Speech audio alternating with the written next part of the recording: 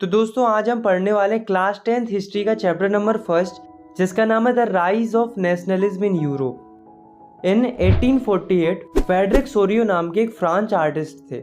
उन्होंने कल्पना करके 4 पिक्चर्स बनाई, जिनमें से ये जो पिक्चर आप देख रहे हो उसका नाम है द पैक्ट बिटवीन नेशन। इस पिक्चर में फेडरिक सोरियो एक डेमोक्रेटिक एंड रिपब्लिक वर्ल्ड की कल्पना कर रहे हैं। यहाँ पर ये जो आपको स्टैचू दिख रही है वो है स्टैचू ऑफ लिबर्टी, जो कि आज़ादी को दर्शा रही है।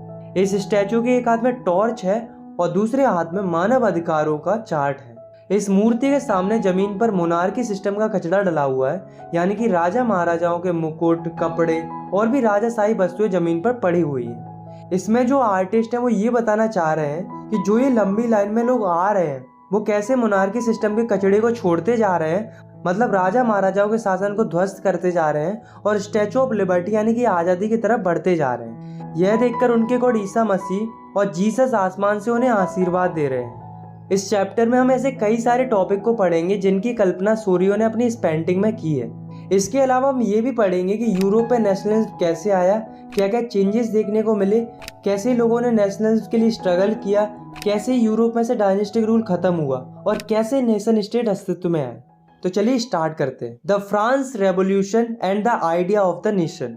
दोस्तों 1789 में जब फ्रांस रेवोल्यूशन हुआ तो उसका इम्पैक्ट पूरे यूरोप पर पड़ा, क्योंकि 1789 से पहले जब फ्रांस रेवोल्यूशन नहीं हुआ था तब फ्रांस के ऊपर राजा महाराजाओं का शासन था।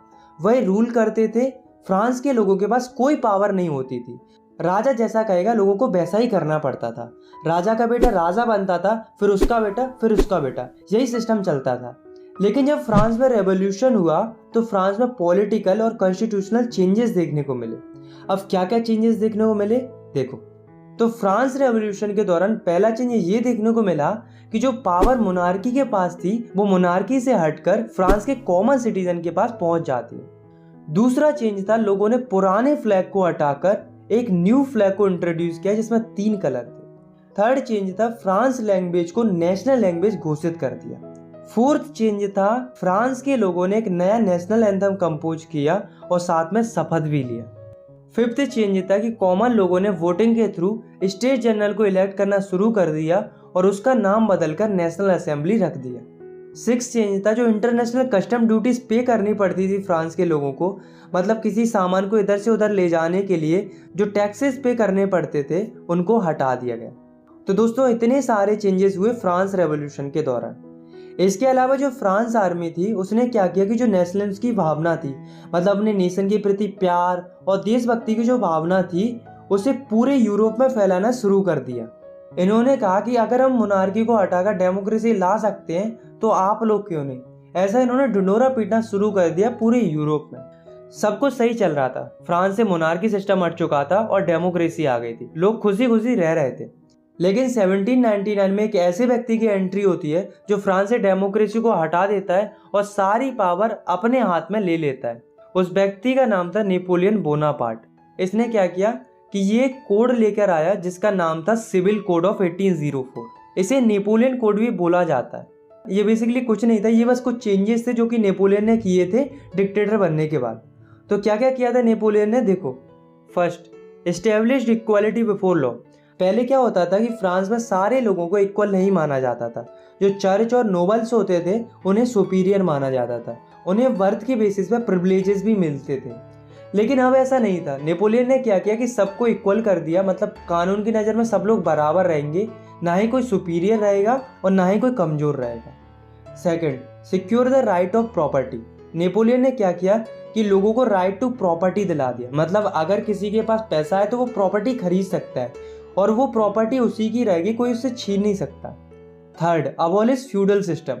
पहले क्या होता था कि जो बड़े बड़े लैंडलॉर्ड्स होते थे उन्हें फ्यूडल लॉर्ड्स भी कहते थे। वो क्या करते थे, वो पीजेंट्स पर काम करवाते थे और सारा प्रॉफिट खुद ले जाते थे। बेचारे जो पीजेंट्स होते थे, मतलब जो किसान होते थे, उनका कोई फायदा ही नहीं होता था। तो नेपोलियन ने इस फ्यूडल सिस्टम को खत्म कर दिया। Fourth, transportation and communication system were improved. Napoleon ने ट्रांसपोर्टेशन और कम्युनिकेशन सिस्टम को काफ़ी इम्प्रूव कर दिया था, जिसकी वजह से फ्रांस में डेवलपमेंट काफ़ी तेज़ी से हो रहा था। Fifth, standardised weight and measure and common currency. मतलब वजन और माप को स्टैंडर्डाइज कर दिया और इसके अलावा जो अलग अलग प्रकार की करेंसी चलती थी फ्रांस के अंदर उनको हटाकर एक तरह की करेंसी में बदल दिया।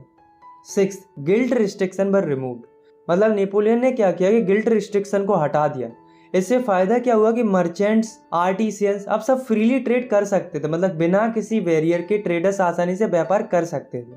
तो दोस्तों इतने सारे चेंज नेपोलियन ने किए थे, पर ये जो चेंज नेपोलियन ने किए थे वे लोगों को इतने पसंद आए कि लोग नेपोलियन को मसीहा समझने लगे। फ्रांस तो छोड़ो, फ्रांस के जो आसपास के जो देश थे वो खुद नेपोलियन और उसकी आर्मी का स्वागत कर रहे थे, क्योंकि उनको लग रहा था कि नेपोलियन ही हमें इस मोनार्की सिस्टम से आज़ाद करा सकता है। ऐसा उनको इसलिए लग रहा था क्योंकि नेपोलियन जहाँ कहीं भी जा रहा था वहाँ से मोनार्की खत्म होती जा रही थी। लेकिन उन्हें क्या पता था कि जिस नेपोलियन को वो अपना हीरो समझ रहे थे वो एक्चुअली में विलन था। तो ऐसे क्या कारण थे जिससे नेपोलियन से लोग नफरत करने लगे? तो पहला रीज़न था नेपोलियन ने लोगों को पॉलिटिकल फ्रीडम नहीं दी थी। दूसरा कारण था टैक्स बढ़ा दिया था। तीसरा कारण था लोगों के ऊपर सेंसरशिप लगा दी थी। और चौथा और सबसे बुरा कारण था नेपोलियन जबरदस्ती लोगों को आर्मी में भर्ती कर रहा था। अब वो ऐसा क्यों कर रहा था? क्योंकि उसे पूरे यूरोप को कॉन्कर करना था, तो इसके लिए उसे आर्मी की जरूरत तो थी। तो उसने लोगों को जबरदस्ती आर्मी में भर्ती करना शुरू कर दिया। ये उसकी सबसे बड़ी गलती थी। और दोस्तों ये जो कारण थे, इन्हीं कारणों की वजह से लोग नेपोलियन से नफरत करने लगे थे। The making of nationalism in Europe. Mid 18th century में यूरोप के अंदर कोई भी नेशन स्टेट नहीं था। नेशन स्टेट का मतलब होता है कि कोई भी ऐसी कंट्री जिसमें most of the people common language, culture, identity को फॉलो करते हो। फॉर एग्जाम्पल आज के टाइम पर जितनी भी कंट्रीज हैं वे सारी नेशन स्टेट्स हैं, लेकिन पहले ऐसा नहीं होता था। अगर हम मिड 18th सेंचुरी वाले यूरोप के मैप को देखेंगे तो हमें कोई भी नेशन स्टेट देखने को नहीं मिलेगा, बल्कि हमें बड़े बड़े साम्राज्य देखने को मिलेंगे जिनके ऊपर राजा महाराजा रूल करते थे। फॉर एग्जाम्पल अगर हम बात करें हैब्सबर्ग एम्पायर की, तो इसके अंदर भांति भांति प्रकार के लोग रहते थे जिनके आइडिया, कल्चर, ट्रेडिशन, लैंग्वेज सब कुछ अलग अलग था। अब आप खुद ही सोचो कि अगर इनमें इतनी ज़्यादा डाइवर्सिटी होगी तो क्या कभी इनके मन में ऐसा आइडिया आएगा कि हमें एक नेशन स्टेट बनाना चाहिए जिसमें सबकी कॉमन लैंग्वेज, कल्चर, ट्रेडिशन सब कुछ सेम हो? आप में से कई लोग कहेंगे कि नहीं आएगा, बट एक्चुअली में नेशन स्टेट का आइडिया इनके पास आता है। अब वो कैसे आता है चलिए जानते हैं। The aristocracy and the new middle class. दोस्तों उस समय पर यूरोप के अंदर दो तरह के लोग रहते थे, अरिस्टोक्रेट्स और पीजेंट्स। अरिस्टोक्रेट्स वो लोग थे जिनको सोसाइटी में रईस माना जाता था, मतलब इनको पैसे वाले लोगों में गिना जाता था। इनके पास ज़मीनें थी, बड़े बड़े टाउन हाउसेस थे। ये लोग माइनॉरिटी में थे, मतलब इनकी जो संख्या थी वो कम थी, लेकिन उसके बावजूद भी इनके पास पावर बहुत थी। क्यों? क्योंकि इनके पास पैसा था। ये जो लोग थे वे आपस की फैमिलीज में शादी करते थे और ये फ्रांस लैंग्वेज बोलते थे, क्योंकि इनका मानना ये था कि फ्रांस लैंग्वेज रईसों वाली भाषा है। इसके अलावा इनका जो स्टैंडर्ड ऑफ लिविंग था वो सबका कॉमन था। एक जैसे कपड़े पहनते थे, एक जैसा खाते थे, मतलब एक जैसी लाइफस्टाइल जीते थे। वहीं जो पीजेंट्स थे वे गरीब थे, इनके पास खुद की कोई ज़मीन नहीं थी। ये अरिस्टोक्रेट्स की जो ज़मीन होती थी उन पर जाकर काम करते थे और उनकी ज़मीन की देखभाल करते थे। ये जो थे वो मेजॉरिटी में थे, मतलब इनकी जो पॉपुलेशन थी वो ज़्यादा थी, लेकिन उसके बावजूद भी इनके पास पावर कम थी, because due to lack of money. अब क्या होता है कि इंडस्ट्रियल रिवॉल्यूशन आता है जिसकी वजह से एक नई वर्किंग क्लास उभर के आती है जिसका नाम था मिडिल क्लास। मिडिल क्लास में वो लोग आते थे जो ना ही ज़्यादा गरीब थे और ना ही ज़्यादा अमीर थे। ये एजुकेटेड लोग थे, जैसे कि businessman, industrialist and other professionals, ये सब मिडिल क्लास में आते थे। तो ये जो मिडिल क्लास के लोग थे इन्हीं के मन में आइडिया आया। क्या आइडिया आया? एक तो आया नेशन यूनिटी का, मतलब सेम कल्चर, ट्रेडिशन, लैंग्वेज वाले लोग एक साथ रहेंगे, मतलब सिंपली नेशन स्टेट का आइडिया आया। और दूसरा आइडिया आया लिबरल नेशनलिज्म का, यानी कि लिबरलिज्म का। तो ये आइडिया क्या कहता था, इसके लिए हम पढ़ते हैं इस टॉपिक को, what did liberal nationalism stand for. तो लिबरल नेशनलिज्म का आइडिया क्या कहता था कि जो ऑटोक्रेसी है वो खत्म होनी चाहिए और जो गवर्नमेंट बने वो जनता के हिसाब से बने। हर एक नागरिक के पास आज़ादी होनी चाहिए और कानून की नज़र में सब लोग बराबर होने चाहिए। जो चर्च के लोग होते थे उन्हें जन्म से प्रिविलेजेस मिलते थे जो कि गलत था, तो उन प्रिविलेजेस को ख़त्म कर देना चाहिए और एक कॉन्स्टिट्यूशन होना चाहिए जिसके हिसाब से गवर्नमेंट काम करे, और गवर्नमेंट एक रिप्रेजेंटेटिव फॉर्म ऑफ गवर्नमेंट होनी चाहिए। तो इन्हीं सब चीज़ों के लिए जो एजुकेटेड मिडिल क्लास लोग थे वो स्ट्रगल कर रहे थे, बट इसमें एक प्रॉब्लम थी। अब वो प्रॉब्लम क्या थी कि जो मिडिल क्लास लोग थे वो वुमेन्स को सपोर्ट नहीं कर रहे थे। ये भले ही वोटिंग राइट्स की मांग कर रहे थे पर केवल मेंस के लिए, वुमेन्स के लिए नहीं कर रहे थे, और वो भी ऐसे मेंस के लिए जिनके पास प्रॉपर्टी हो। अब आप खुद ही सोचो कि जिन लोगों को छोड़ा जाएगा वो क्या करेंगे, प्रोटेस्ट करेंगे। इसलिए जो मेंस विदाउट प्रॉपर्टी थे और जो वुमेन्स थी वे यूरोप में अलग अलग जगहों पर जाकर प्रोटेस्ट कर रही थी। इन सब के अलावा एक और प्रॉब्लम चल रही थी यूरोप के अंदर, वो थी कि जो ट्रेडर्स होते थे उन्हें काफ़ी ज़्यादा टैक्स भरना पड़ता था, तब जाके ट्रेडर्स ट्रेड कर पाते थे। तो जब ट्रेडर्स हेम्सबर्ग से न्यूरेनबर्ग आते थे व्यापार के लिए तो उन्हें 11 जगहों पर टैक्स देना पड़ता था, वो भी 5% के हिसाब से। अब आप खुद ही सोचो कि इतना टैक्स अगर ट्रेडर्स पे करेंगे तो कमाएंगे क्या, तो इनको बहुत प्रॉब्लम होती थी। इसके साथ साथ यूरोप में कई प्रकार की करेंसीज भी चलती थी, लगभग 30 अलग अलग प्रकार की करेंसी चलती थी, तो इससे ट्रेडर्स को बहुत दिक्कत आती थी। उन्हें हर नए स्टेट में करेंसी चेंज करनी पड़ती थी। तो क्या हुआ, 1834 में कस्टम यूनियन फॉर्म हुआ जिसका नाम था ज़ोलवरीन। इसे प्रूशिया ने स्टार्ट किया था और इसमें बाद में जाकर अदर जर्मन स्टेट भी ज्वाइन हो गए थे। इसने क्या किया, इसने 3 काम किए। पहला, जो ट्रेड बैरियर्स थे, मतलब जो अलग अलग जगहों पर टैक्स देने पड़ रहे थे, उनको हटा दिया। दूसरा, जो अलग अलग प्रकार की 30 करेंसी चल रही थी यूरोप के अंदर, उनको रिड्यूस करके 2 तरह की करेंसी में कर दिया। तीसरा, रेलवे नेटवर्क को प्रमोट किया जिससे ट्रेडिंग और भी आसानी से हो सके। A new conservatism after 1850। अब दोस्तों, मैंने आपको नेपोलियन की स्टोरी सुनाई थी। मैंने आपको बताया था कि नेपोलियन ने 1799 से रूल करना स्टार्ट किया था और उसका रूल 1815 तक चलता है। तो 1815 में ऐसा क्या हुआ कि नेपोलियन का रूल ख़त्म हो जाता है। तो एक्चुअली में 1815 में होता क्या है कि एक फ़ाइट होती है जिसमें एक तरफ नेपोलियन होता है और दूसरी तरफ होती है 4 countries, Britain, Russia, Prussia and Austria. इस फाइट को बैटल ऑफ वाटरलू बोला जाता है। तो इस फाइट का रिजल्ट क्या होता है कि जो नेपोलियन होता है वो हार जाता है। नेपोलियन की हार के बाद जो जीते हुए स्टेट्स थे, Britain, Russia, Prussia and Austria, ये कौन थे, ये कंजर्वेटिव लोग थे। ये नहीं चाहते थे कि सोसाइटी में कोई चेंज हो, इन्हें मोनार्की पसंद थी, ये चाहते थे कि मोनार्की फिर से वापस आ जाए। तो ये क्या करते हैं, ये कंजर्वेटिज्म लाते हैं। मतलब नेपोलियन ने जो कुछ भी किया था उसको हटाकर जो पुराना सिस्टम था उसको वापस लाते हैं, और साथ में यूरोप में जो भी चेंज हुए थे उनको पहले जैसा कर देते। जैसे कि मोनार्की सिस्टम को ये वापस ले आते, चर्च की पावर को वापस ले आते, सोशल हायरार्की को वापस ले आते, मतलब जो अपर क्लास लोअर क्लास का जो सिस्टम चलता था ना पहले, उसको वापस ले आते हैं, ऑटोक्रेटिक रूल को वापस ले आते हैं। इन्होंने सेंसरशिप भी लगा दी थी, मतलब कोई इनके अगेंस्ट छाप नहीं सकता, लिख नहीं सकता, और ना ही कोई इनके खिलाफ आवाज़ उठा सकता है किसी भी तरह से। इन सब के अलावा इन चारों स्टेट ने एक ट्रीटी साइन की जिसका नाम था ट्रीटी ऑफ वेना। ये 1815 में ही साइन की गई थी। इसको होस्ट कर रहे थे ऑस्ट्रियन चांसलर ड्यूक मेटरनिच। तो इस ट्रीटी में ऐसा क्या था, क्या क्या चेंजेस आए थे इस ट्रीटी की वजह से, चलिए देखते हैं। First, bourbon dynasty was restored in France. France में जो बर्बन डायनेस्टी चलती थी पहले, जिसे बीच में हटा दिया था, उसे फिर से रीस्टोर कर दिया। सेकंड, फ्रांस के चारों तरफ बाउंड्रीज पर स्टेट सेटअप किए गए जिससे फ्रांस का एक्सपेंडिशन ना हो। थर्ड, प्रूसिया को कुछ इंपॉर्टेंट टेरिटरीज दी गई on it's western border. Fourth, Austria को भी नॉर्थ इटली पर कंट्रोल मिल गया। फिफ्थ, रसिया को पोलैंड दे दिया गया। सिक्स्थ, नेपोलियन ने कॉन्फेडरेशन बनाई थी 39 स्टेट की, उसको इन्होंने अनटच्ड रहने दिया। बाकी तुम्हें तो पता ही है कि नेपोलियन की हर एक चीज़ को तो इन्होंने चेंज कर दिया था। अब दोस्तों, ट्रीटी ऑफ वेना के बाद यूरोप में पूरी तरह से मोनार्की आ चुकी थी और जो कंजर्वेटिव लोग थे उनके पास पावर आ चुकी थी। The revolutionaries. तो इस कंजर्वेटिव से बहुत से लिबरल नेशनलिस्ट लोग खुश नहीं थे। तो 1815 के बाद जितने भी लिबरल नेशनलिस्ट लोग थे वे अंडरग्राउंड हो गए, क्योंकि अब पावर कंजर्वेटिव लोगों के पास पहुंच चुकी थी। तो ये ओपनली तो कुछ कर नहीं सकते थे, इसलिए इन्होंने चोरी छुपे सीक्रेट ग्रुप्स बनाने स्टार्ट कर दिए। ये नहीं चाहते थे कि यूरोप में मोनार्की या ऑटोक्रेटिक रूल रहे, इन्हें पूरी तरह से आज़ादी चाहिए थी। ऐसे ही एक व्यक्ति थे जिनका नाम था गोसिपी मज़ीनी। इनका जन्म 1807 में गेनियो में हुआ था। ये एक इटली के रिवॉल्यूशनरी थे। ये एक सोसाइटी के मेंबर भी थे जिसका नाम था कार्बोनरी, और साथ में इन्होंने 2 सीक्रेट सोसाइटी बनाई थी, पहली यंग इटली इन मार्सेलिस और दूसरी यंग यूरोप इन वर्न। तो ये 2 सोसाइटी बनाई थी। ये इटली के थे, इसलिए ये चाहते थे कि इटली एक नेशन स्टेट बने। इन्हें देखकर यूरोप में अलग अलग जगहों पर भी सीक्रेट सोसाइटी बनना स्टार्ट हो जाती है। अब आप खुद ही सोचो कि इतनी सारी सीक्रेट सोसाइटी अगर बनेंगी तो क्या होगा? रिवॉल्यूशन होगा, ऑफ कोर्स होगा।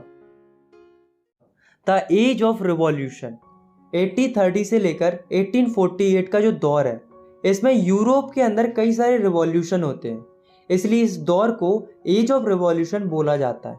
तो इस पीरियड में दो ही मेन रिवॉल्यूशन हुए हैं, एक तो हुआ है जुलाई रेवोल्यूशन और दूसरा हुआ है ग्रीक रेवोल्यूशन। तो सबसे पहले हम बात करते हैं जुलाई रेवोल्यूशन की। तो जुलाई रेवोल्यूशन दो जगहों पर होता है, पहला फ्रांस के ऊपर और दूसरा बेल्जियम के ऊपर। तो फ्रांस में क्या होता है, फ्रांस से बर्बन किंग को हटा दिया जाता है, मतलब कंजर्वेटिव लोगों ने जो बर्बन डायनेस्टी सेटअप की थी फ्रांस के अंदर, उसको हटा दिया जाता है और साथ में कॉन्स्टिट्यूशनल मोनार्की सेटअप की जाती है। मतलब मोनार्की तो रहेगी बट उसमें काम कॉन्स्टिट्यूशन के हिसाब से होगा। इन सब के अलावा लुइस फिलिपी को फ्रांस का हेड बना दिया जाता है। अब बात करते हैं बेल्जियम की। पहले क्या था कि जो बेल्जियम था वो यूनाइटेड किंगडम ऑफ नीदरलैंड का ही पार्ट था, मतलब Belgium United Kingdom of Netherland के कंट्रोल में आता था। तो जो बेल्जियम के लोग थे उनको आज़ादी चाहिए थी, वो अपना एक अलग ही नेशन बनाना चाहते थे और इसी कारण से बेल्जियम में भी रिवॉल्यूशन होता है और इस रेवोल्यूशन का रिजल्ट ये आता है कि बेल्जियम को फ्री कर दिया जाता है, मतलब बेल्जियम आज़ाद हो जाता है यूनाइटेड किंगडम ऑफ नीदरलैंड से। अब हम बात करते हैं दूसरे रेवोल्यूशन की जिसका नाम था ग्रीक रेवोल्यूशन। तो पहले क्या था कि जो ग्रीक था वो ऑटोमन एम्पायर का पार्ट था। तो जो ग्रीक के लोग थे वो भी और देशों की तरह फ्रीडम की डिमांड कर रहे थे, वो भी चाह रहे थे कि हमारा एक नेशन स्टेट हो, मतलब अलग से एक कंट्री हो।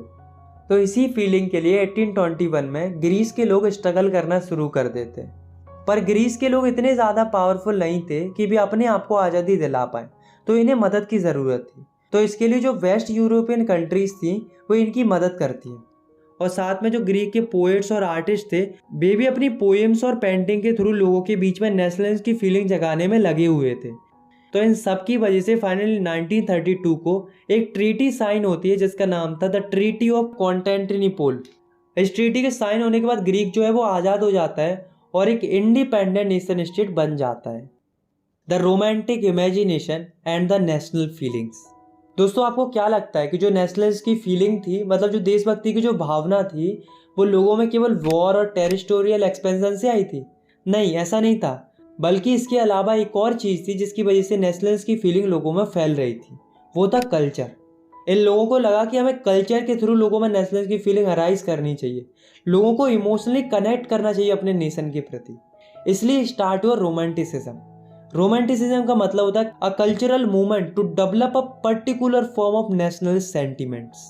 मतलब कोई भी ऐसा कल्चरल मूवमेंट है जिसकी वजह से लोगों में अपने नेशन के प्रति प्यार पैदा हो, या हम कह सकते हैं लोगों के मन में अपने देश के प्रति सेंटिमेंट जागरूक हो, इसी को रोमांटिसिज्म बोला जाता है। तो ऐसे कई सारे रोमांटिक आर्टिस्ट थे जो रोमांटिज्म फैला रहे थे अपनी आर्ट्स, पोएट्रीज, स्टोरीज और म्यूजिक की मदद से। ऐसे एक जर्मन फिलोसोफर थे जिनका नाम था जॉन गॉटफ्राइड। इन्होंने इसी से रिलेटेड अपनी फीलिंग शेयर की। इन्होंने कहा कि अगर आपको पता करना है किसी देश का कल्चर कैसा है तो वो राजा महाराजाओं के महलों में देखने को नहीं मिलेगा, बल्कि कॉमन लोगों के पास में रहने से पता चलेगा कि उस देश का कल्चर कैसा है। और इन्होंने ये भी कहा कि जो कल्चर है वही तो आत्मा है नेशन की, मतलब culture is the true spirit of the nation. अब हमें एक स्टोरी सुननी जो कि पोलैंड की स्टोरी है, ताकि हम और अच्छे से समझ सके कि रोमांटिसिज्म क्या है। तो जो पोलैंड था उसका ज़्यादातर हिस्सा रसिया के कंट्रोल में था और जो पोलैंड के लोग थे वो पोलिश भाषा बोलते थे। तो रसिया ने क्या किया कि पोलैंड से पोलिश भाषा को हटा दिया और वहाँ पर जबरदस्ती रसियन लैंग्वेज को इम्प्लीमेंट कर दिया। अब दोस्तों जो पोलैंड के लोग थे उन्हें इस बात के लिए बहुत बुरा लग रहा था कि उनसे उनकी भाषा छीनी जा रही थी। तो पोलैंड के कुछ लोगों ने 1831 में इसके अगेंस्ट रिवॉल्यूशन स्टार्ट किया। पर हमें एक बात पता है कि रसिया आज भी पावरफुल है और उस समय पर भी पावरफुल था, और वैसे भी जो पोलैंड था वो रसिया के ही कंट्रोल में आता था। तो हुआ क्या कि पोलैंड को दबा दिया गया, मतलब जो लोग रिवॉल्यूशन कर रहे थे उनको चुप करा दिया गया। इनफैक्ट कुछ प्रीस्ट को तो उन्होंने जेल में बंद कर दिया और कुछ को तो उन्होंने साइबेरिया भेज दिया मरने के लिए, ताकि आगे से कोई उनके खिलाफ आवाज ना उठा सके। तो ये जो स्टोरी आपने सुनी है उसका रिजल्ट शायद आपको अच्छा देखने को ना मिला हो, लेकिन ये स्टोरी हमें एक चीज़ सिखाती है कि जो ये लैंग्वेज होती है किसी भी नेशन की, वो भी एक वेपन बन सकती है जिससे नेशनलिज्म की फीलिंग को जगाया जा सकता है। भले ही रसिया अपनी लैंग्वेज को पोलैंड के ऊपर थोपना चाहता था, पर पोलैंड के लोग अपनी कल्चरल लैंग्वेज को छोड़ना नहीं चाह रहे थे। ये जो प्यार था अपने कल्चर से रिलेटेड, अपनी कल्चरल लैंग्वेज से रिलेटेड, उसी को तो रोमांटिसिज्म बोला जाता है। तभी तो जो रोमांटिक थिंकर्स थे वो लोगों में रोमांटिज्म फैला रहे थे, ताकि लोगों में कल्चर के प्रति प्यार बना रहे और लोगों में नेशनल्स की फीलिंग बरकरार रहे। Hunger, hardship and the popular revolt.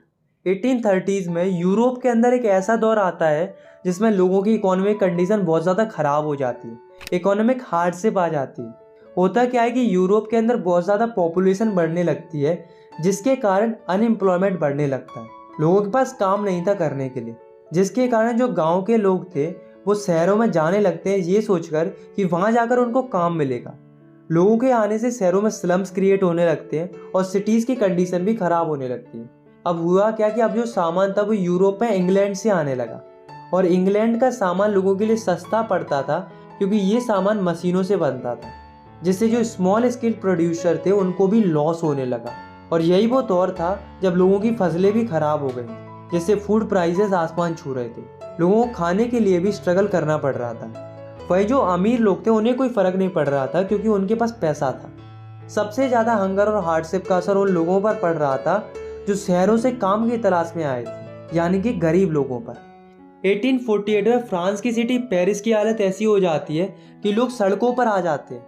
ये देखकर जो फ्रांस का रूलर था लुइस फिलिपी, वो डर जाता है और वो अपनी पोजीशन छोड़कर भाग जाता है। अब जब राजा भाग गया तो कोई ना कोई तो चाहिए कंट्री को रन कराने के लिए। इसके लिए फ्रांस में एक नेशनल असेंबली फॉर्म होती है और नेशनल असेंबली फ्रांस को एक रिपब्लिक कंट्री डिक्लेयर कर देती है। मतलब अब फ्रांस जो है वो एक नेशन स्टेट बन चुका था। नेशनल असेंबली के आने के बाद कुछ चेंजेस होते हैं। बेसिकली 2 चेंजेस होते हैं। पहला, सबको वोटिंग राइट दिया जाता है, मतलब जितने भी 21 साल से ऊपर के आदमी हैं उनको वोटिंग राइट्स दे दिया जाता है। अमीर गरीब सबको वोटिंग राइट्स दे दिया जाता है, वुमेन्स को छोड़कर। औरतों को अभी भी वोटिंग राइट्स नहीं दिया गया था। Second, right to work provide कराया जाता है, मतलब सबको काम दिया जाएगा, सबके पास काम रहेगा। तो इससे अनएम्प्लॉयमेंट की जो समस्या चल रही थी फ्रांस के अंदर वो धीरे धीरे खत्म होने लगती है। 1845 में एक और इंसिडेंट हुआ था जिसको सिलेसिया रिवॉल्ट बोला जाता है, क्योंकि ये सिलेसिया में हुआ था। तो हुआ क्या था कि कुछ वीवर्स थे जिन्होंने कॉन्ट्रैक्टर के अगेंस्ट में रिवॉल्ट कर दिया था। क्यों किया था? क्योंकि कॉन्ट्रैक्टर ने इनका पेमेंट कम कर दिया था। इस बात से वीवर्स को गुस्सा आ गया और उन्होंने कॉन्ट्रैक्टर के घर में तोड़फोड़ मचा दी। कॉन्ट्रैक्टर वीवर्स के डर से एक पास के गांव में जाकर छिप जाता है, लेकिन गांव वालों ने भी उसे रखने से इनकार कर दिया। तो वो जाकर आर्मी के पास पहुंच जाता है और उनसे जाकर मदद मांगने लगता है। तो यहाँ पर जो वीवर्स उसका पीछा कर रहे थे उनकी आर्मी से फाइट होती है जिसमें 11 वीवर्स मर जाते हैं। तो यहाँ पर जो रिवॉल्ट था वो अनसक्सेसफुल था, लेकिन बात वो नहीं थी कि सक्सेसफुल था कि नहीं था, बट बात तो ये थी कि रिवॉल्यूशन हो रहे थे और पूरे यूरोप में हो रहे थे। The revolution of the liberals. अब दोस्तों, जब सभी लोग रिवॉल्यूशन कर रहे थे तो मिडिल क्लास लोग कैसे शांत बैठ सकते थे? तो जो मिडिल क्लास लोग थे वो भी 1848 में रिवॉल्यूशन कर रहे थे।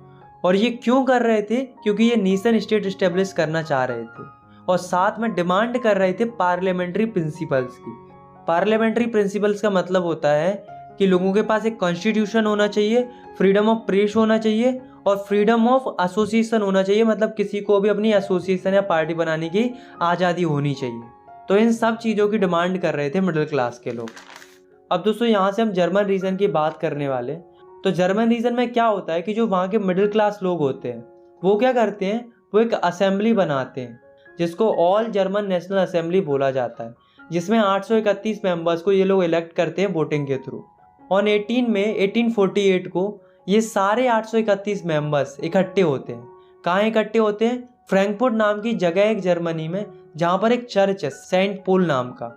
वहाँ पर जाकर ये सारे लोग इकट्ठे होते हैं, जैसा कि आप इस पिक्चर में भी देख सकते हो। इसी को फ्रैंकफर्ट पार्लियामेंट भी बोला जाता है, क्योंकि जर्मनी में पार्लियामेंट तो था नहीं, इसलिए इन्होंने चर्च को ही पार्लियामेंट बना लिया था।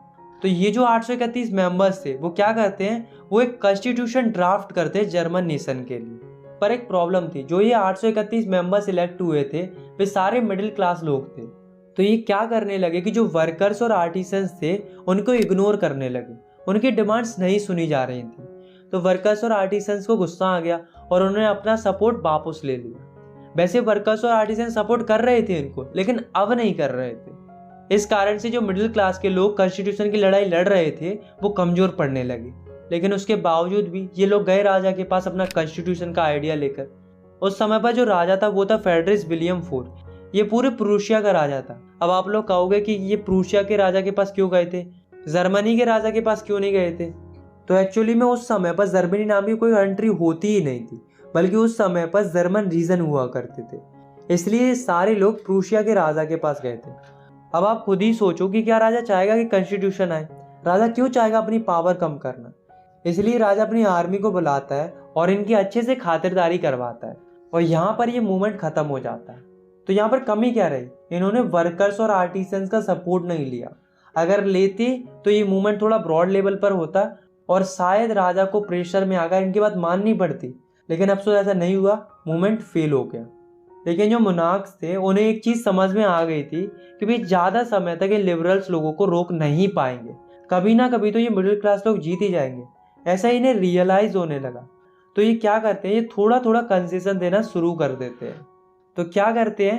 पहला, सेफ्डम और बाउंडेड लेबर को अबोलिश कर देते हैं हब्सबर्ग डोमिनेशन से और रसिया से।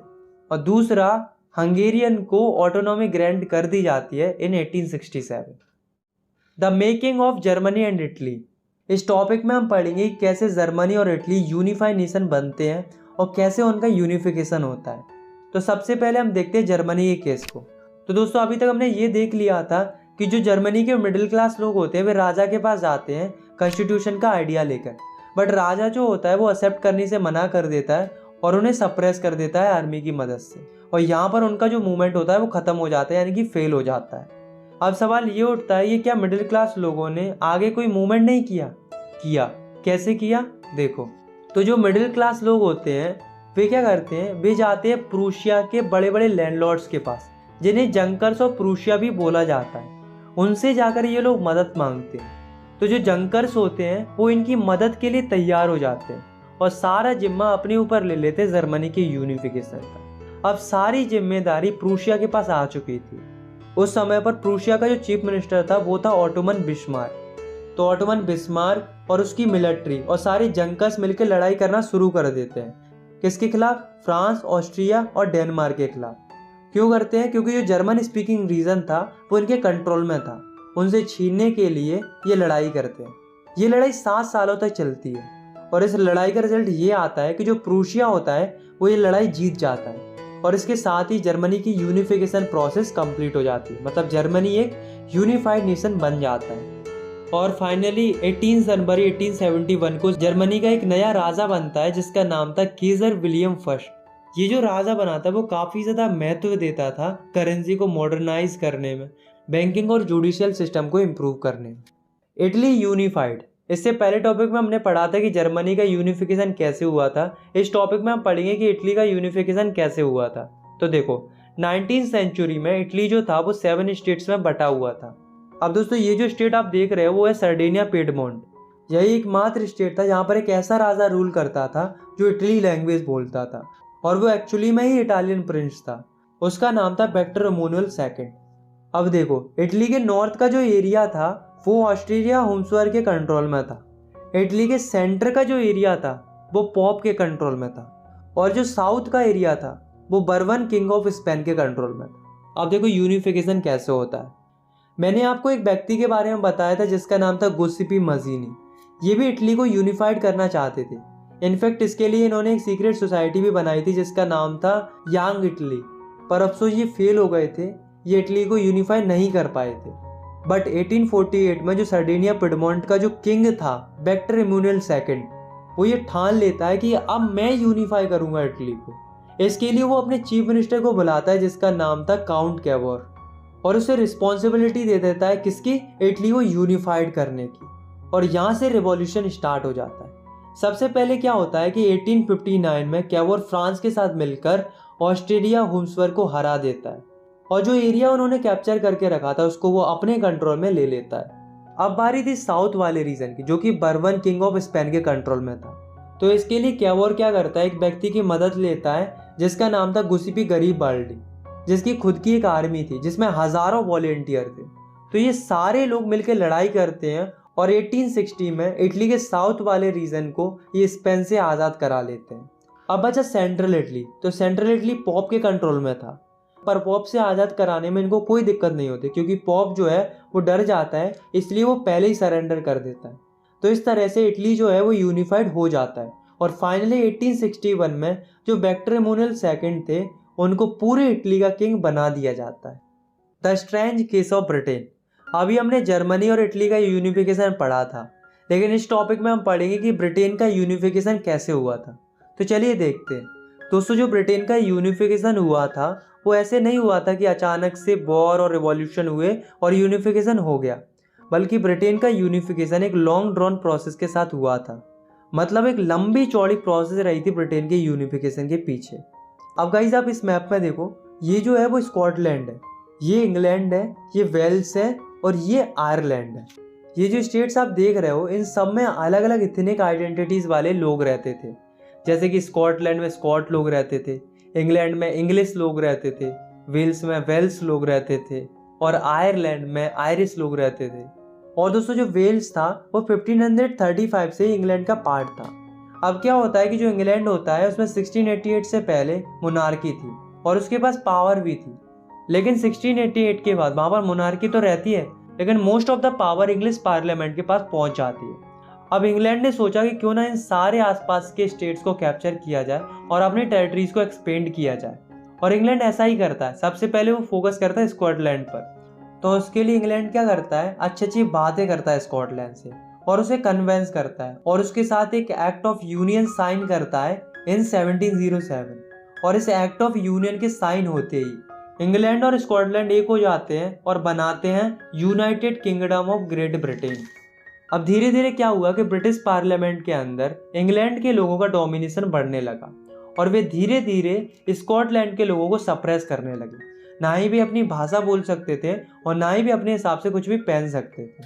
सिमिलर केस आयरलैंड के साथ हुआ था। आयरलैंड में क्या था, आयरलैंड में दो तरह के लोग रहते थे, कैथोलिक्स और प्रोटेस्टेंट।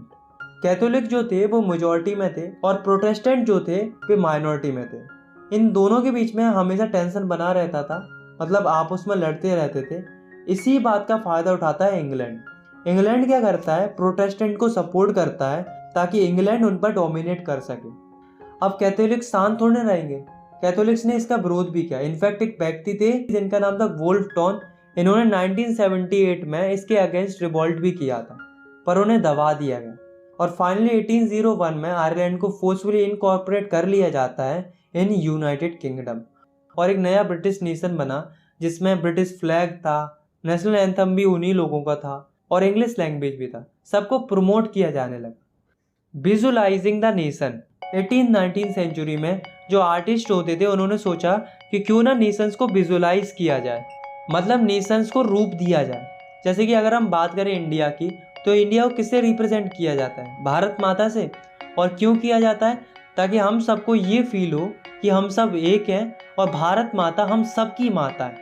ठीक इसी तरह से जो यूरोप के अलग अलग आर्टिस्ट थे उन्होंने अपने अपने नेशंस को रूप देना स्टार्ट कर दिया अलग अलग फीमेल फिगर्स के थ्रू, जिन्हें एलोगोरीज भी बोला जाता है, ताकि लोगों में यूनिटी बनी रहे। जैसे कि फ्रांस की एलोगोरी थी मैरियन और इसी तरह से जर्मनी की एलोगोरी थी जर्मेनिया।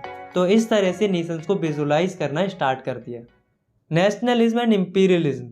नेशनलिज्म तो हम पढ़ते हुए आ रहे हैं। नेशनलिज्म का मतलब होता है अपने देश के प्रति देशभक्ति की भावना, या हम कह सकते हैं अपने देश के प्रति प्यार होना, यही नेशनलिज्म होता है। तो होता क्या, 19th सेंचुरी के एंड तक जो नेशनलिज्म की फीलिंग होती है वो कन्वर्ट होने लगती है इंपेरियलिज्म में। इंपेरियलिज्म का मतलब होता है साम्राज्यवाद, मतलब कोई बड़ा नेशन छोटे छोटे नेशंस को कैप्चर करने लगे अपनी टेरिटरीज को एक्सपेंड करने के लिए, इसी को इंपेरियलिज्म बोला जाता है। इसी से रिलेटेड एक केस स्टडी है जो कि बाल्कान्स रीजन की है। तो होता क्या है कि बाल्कान्स एक जगह थी यूरोप के अंदर जो कि ऑटोमन एम्पायर के अंदर आती थी। इस बाल्कान्स रीजन के अंदर बहुत सारे स्टेट्स आते थे, जैसे कि रोमानिया, बल्गेरिया, अल्बानिया, ग्रीस और भी बहुत सारे स्टेट्स आते थे।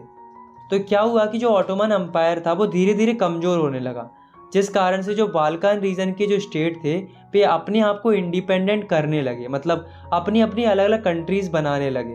ये सारी कंट्रीज़ आपस में जलती थी, जिस वजह से हर कंट्री यही चाह रही थी कि मेरा डोमिनेशन रीजन सबसे बड़ा हो, जिस वजह से ये सारी कंट्रीज़ आपस में लड़ने लगती हैं अपने एरिया को एक्सपेंड करने के लिए। इन सबको देखकर जो बड़ी बड़ी कंट्रीज़ होती है जैसे कि Russia, Germany, England, Austro Hungary, उनको भी लालच आ जाता है और वे भी इस लड़ाई में पार्ट ले लेती हैं और यही कारण बनता है फर्स्ट वर्ल्ड वॉर का। बाद में जाकर कई सारे लोग एंटी इंपीरियल मूवमेंट भी चलाते और कहीं ना कहीं जो इंपीरियलिज्म था उसकी वजह से लोगों में नेशनलिज्म की फीलिंग भी जागती है, क्योंकि लोगों को डोमिनेशन कंट्री से आज़ादी चाहिए थी। आई होप आपको ये वीडियो पसंद आई होगी। अगर आपको ये वीडियो पसंद आई तो आप इस वीडियो को लाइक कर सकते हो और चाहो तो इस चैनल को सब्सक्राइब भी कर सकते हो ऐसे ही क्लास 10 की वीडियोस आगे देखने के लिए। मिलते हैं नेक्स्ट वीडियो में, तब तक के लिए टेक केयर, बाय बाय।